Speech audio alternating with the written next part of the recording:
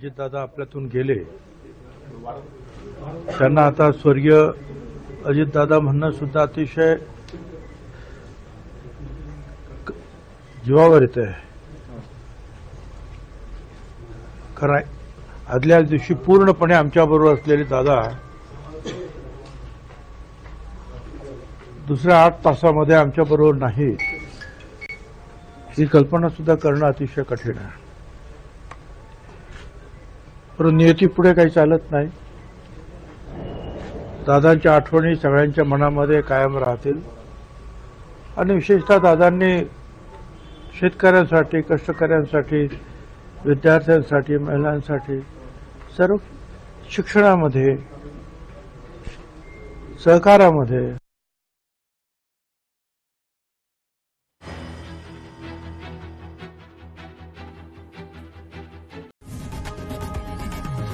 लोकशाही मराठी ऐका, पहा, जागरूक रहा.